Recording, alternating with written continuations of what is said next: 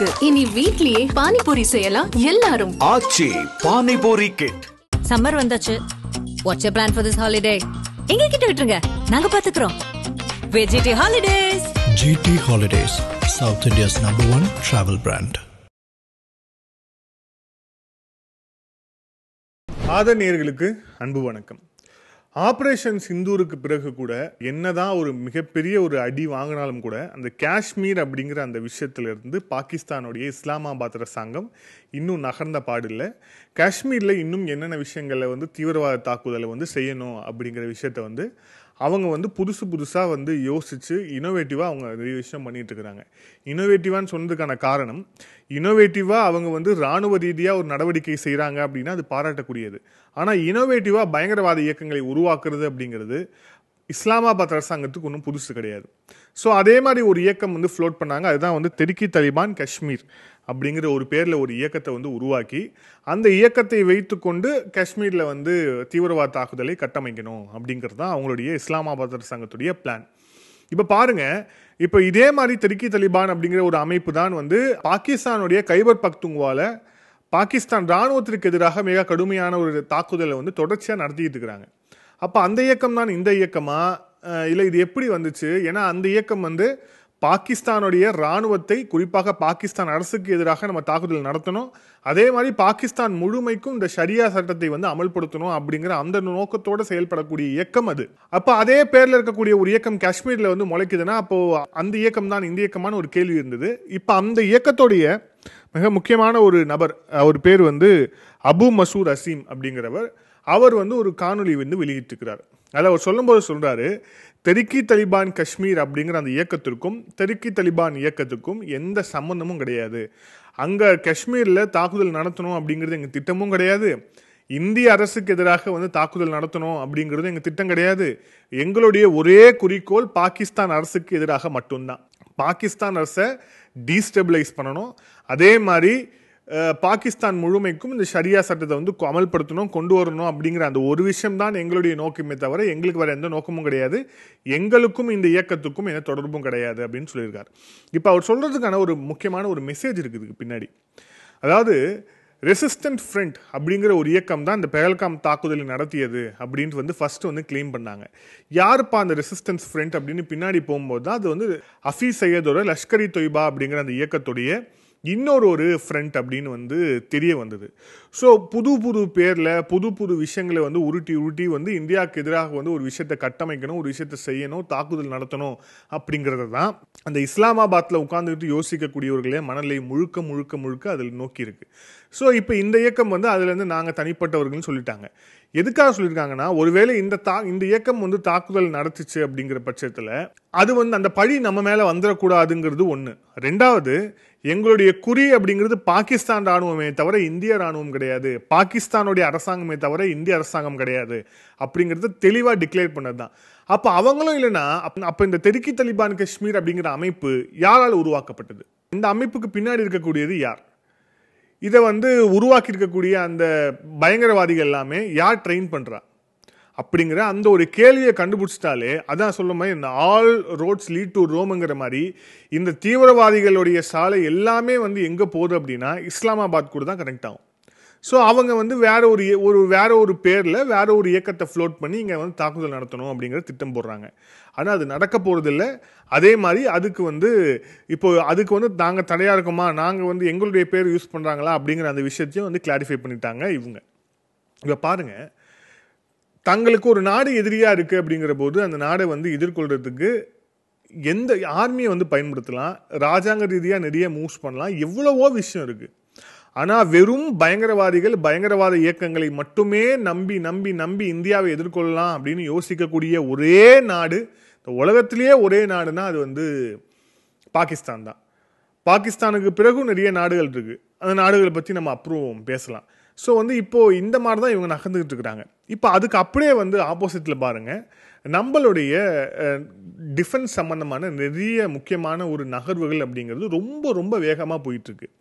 இந்த வேகத்தை பார்க்கும்போது கடந்த காலங்களில் நடந்த விஷயத்தை விட ஒரு பல மடங்கான வேகத்தை பார்க்கும்போது மிக நிச்சயமாக இதுக்கு பின்னாடி ஒரு மிகப்பெரிய திட்டம் இருக்குது அப்படின்ட்டு தான் டிஃபென்ஸ் எக்ஸ்பர்ட்ஸ் வந்து சொல்கிறாங்க. அதுவும் குறிப்பாக ஒரு பக்கம் நம்மளுடைய ஏர்ஃபோர்ஸை வந்து பல மடங்கு பலப்படுத்துறதுக்கான வேலைகள் வந்து ஒரு பக்கம் வந்து மிக தெளிவாக போயிட்டுருக்கு அப்படிங்கிறத பார்க்குறோம். இப்போ நம்ம ஏற்கனவே ரஷ்யா வந்து இந்த சுகோய் 57 ஃபைட்டர்ஸ் விமானத்தை வந்து நமக்கு வழங்குறதா இருக்கிறாங்க. அதாவது அதை வந்து அவங்களுடைய ஃபுல் டெக்னாலஜி டிரான்ஸ்ஃபர் நமக்கு கொடுத்து நம்ம வந்து நம்மளுடைய நாசிக்கில் இருக்கக்கூடிய HAL நிறுவனத்தில் நம்ம வந்து இதை தயாரிக்க போகிறோம்னு சொல்லியிருந்தோம் இல்லையா. இப்போ அந்த நாசிக்கில் வந்து அந்த கம்பெனி வந்து அதில் வந்து அடிப்படை கட்டமைப்புகள் குறிப்பாக வந்து இந்த சுகோய் 57 ஃபைட்டர்ஸை உருவாக்குறதுக்கான அடிப்படை கட்டமைப்புகளை வந்து உருவாக்குவதற்கு ஒரு சின்ன காலதாமதம் ஏற்படுது அப்படிங்கிறதால இப்போ நேரடியாகவே வந்து ரஷ்யாவிலேருந்தே வந்து கிட்டத்தட்ட 30 சுகோய் 57 ஃபைட்டர்ஸை வந்து நம்ம வந்து வாங்க போகிறோம். உடனடியாக வந்து நம்ம வாங்க போகிறோம், நம்மளுடைய ஏர்ஃபோர்ஸுக்கு வரப்போகுது அப்படிங்கிற அந்த ஒரு விஷயத்தை வந்து பார்க்குறோம். ஒன்று இதில் அடுத்தபடியாக நம்மளுடைய பாதுகாப்புத்துறை அமைச்சகம் கிட்டத்தட்ட 10,000 கோடிக்கான ப்ரப்போசல் வந்து வெளியிட்டிருக்கிறாங்க. இது எதுக்கு அப்படின்னா ISTAR ஏர்கிராஃப்ட் வாங்குறதுக்கான ஒரு முன்னெடுப்பு தான் இந்த முன்னெடுப்பு. இந்த ISTAR அப்படின்னா என்ன அப்படின்னா இன்டெலிஜென்ஸ் சர்வைலன்ஸ் டார்கெட் அக்யூசேஷன் சொல்லிட்டு இது வந்து கிட்டத்தட்ட மற்ற விமானம், இப்போ நம்ம விமானம் போய் ஒரு தாக்குதல் நடத்துது அப்படின்னா அந்த தாக்குதல் நடத்தக்கூடிய அந்த விமானத்திற்கு தேவையான தகவல்கள்னு ஒன்று இருக்குது. இப்போது கிரவுண்டில் வந்து ஒரு டார்கெட் வந்து இருக்குது, அந்த டார்கெட் தொடர்பான லொக்கேஷன், அதுக்கப்புறம் வந்து அதோடைய இந்த கோஆர்டினேட்ஸு, அதே மாதிரி அங்கே இருக்கக்கூடிய மூமெண்ட்ஸ், அதுக்கப்புறம் வந்து நிறைய விஷயங்கள் என்னென்ன இருக்கோ அது எல்லாத்தையுமே வந்து தகவல் சேகரித்து அதை வந்து தாக்குதல் நடத்தக்கூடிய அந்த விமானத்திற்கு அளிக்கிறதுக்கு தான் இந்த விமானம். ஸோ இந்த விமானம் வந்து கிட்டத்தட்ட பார்த்தோம் அப்படின்னா இது வந்து ஒரு கண், அதே மாதிரி கண் காது இது எல்லாமே வந்து இதுதான். ஸோ இது எல்லாத்தையுமே உள்வாங்கி அந்த தாக்குதல் விமானத்திற்கு அனுப்பக்கூடிய ஒரு விமானம். ஸோ இந்த விமானத்தை வாங்குறதுக்கு 10,000 கோடி ரூபாய் நாம் வந்து ப்ரப்போசல் வந்து வந்திருக்கு நம்மளோட டிஃபென்ஸ் மினிஸ்ட்ரியிலேருந்து அப்படிங்கிற அந்த ஒரு விஷயத்த பார்க்குறோம். இல்லை அடுத்தபடியாக பாருங்கள், ருத்ரம் 4 அப்படிங்கிற அந்த மிசைல்ஸ் ஹைப்பர்சானிக் மிசைலை வந்து டெவலப் பண்ணுறதுக்கான அந்த ஒரு விஷயத்தையும் DRDO வந்து கன்ஃபார்ம் பண்ணியிருக்கிறாங்க. நமக்கு ஏற்கனவே நிறைய மிசைல் சிஸ்டம்ஸ் வந்து இருக்குது.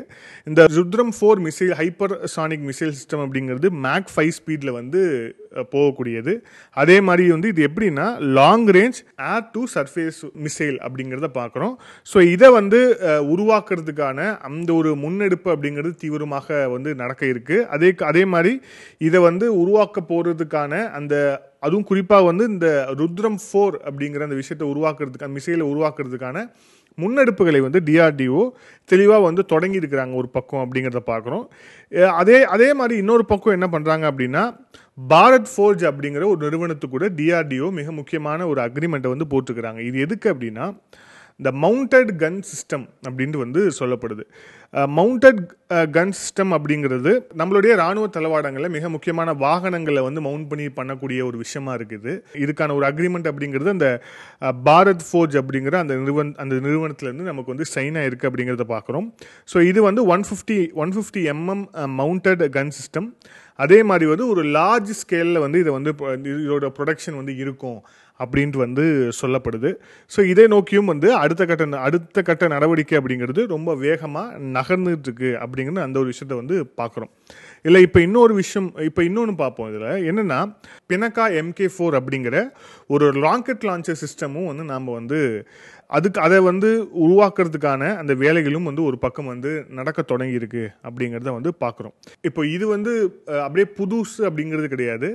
இப்போ இது வந்து ஏற்கனவே நம்மளுடைய சிஸ்டத்தில் வந்து இருக்கக்கூடிய ஒன்று தான்.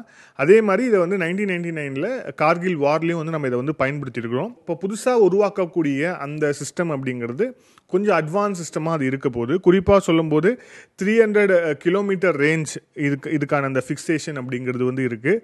அதே மாதிரி இதோட ப்ரோட்டோடைப் அப்படிங்கிற 2027 நம்ம வந்து உருவாக்குவதற்கான வாய்ப்பு இருக்குது அப்படின்னு சொல்லிட்டு DRDO வந்து சொல்லியிருக்கிறாங்க. இது எல்லாமே ரொம்ப தெளிவாக தெரியறது அப்படிங்கிறது என்னென்னா நம்மளுடைய இராணுவத்தை அடுத்த ஒரு நிலைக்கு வந்து கொண்டு செல்வதற்கான பணிகள் அப்படிங்கிறது உள்ளூர் சார்ந்தும் சரி, அதே மாதிரி வந்து வெளியூர் சார்ந்தும் சரி, ரெண்டு பக்கத்துலேயும் வந்து ஒரு பேரலாக வந்து நடந்துகிட்டு இருக்கு அப்படிங்கிற விஷயத்த வந்து பார்க்குறோம்.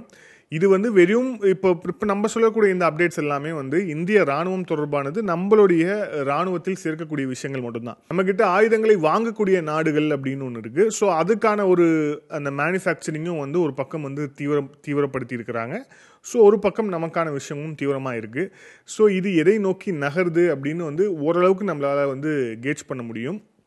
ஃப்யூச்சரில் ஒரு எஸ்கலேஷன் வந்து நடந்துச்சு அப்படின்னா, அதுவும் கிட்டத்தட்ட நாம் வந்து நம்மளை சுற்றி இருக்கக்கூடிய நாடுகள்லாம் எந்த மாதிரியான ஒரு ஸ்டேஜில் இருக்குது அப்படிங்கிறது நம்ம மிக தெளிவாக பார்க்குறோம். ஒரு மிகப்பெரிய அண்ட்ரஸ்ட் வந்து பங்களாதேஷில் இருக்குது. பாகிஸ்தான் சொல்லவே தேவையில்லை. மியான்மர்லேயும் ஒரு மிகப்பெரிய அண்ட்ரஸ்ட் வந்து இருக்குது. குறிப்பாக வந்து இந்த நேபாள் மூலயமா அங்கேயும் வந்து தீவிரவாதிகள் பல்வேறு திட்டங்களை வந்து தீட்டிட்டு இருக்காங்க அப்படிங்கிறத பார்க்குறோம். மணிப்பூர் இப்போ என்ன சுச்சுவேஷன் போயிட்டுருக்கு அப்படிங்கிறது தெரியும். ஸோ இந்த எல்லா விஷயத்தையும் வந்து கேட்ச் பண்ணி இதை வந்து எதிர்கொள்வதற்கு எந்த வகையில் நம்மளுடைய படைகள் தயாராக இருக்கணும், அதற்கு எந்த வகையில் வந்து அவர்களுக்கான அந்த எக்யூப்மெண்ட்ஸ் அப்படிங்கிறது, டெக்னாலஜி அப்படிங்கிறது உபயோகமாக இருக்கும் அப்படிங்கிறத மனதில் வைத்து இந்த விஷயங்கள் எல்லாமே நடந்துகிட்டு இருக்கு அப்படிங்கிறத பார்க்குறோம். மீண்டும் இன்னொரு காணொலியில் சந்திப்போம். அதுவரை நன்றி, வணக்கம்.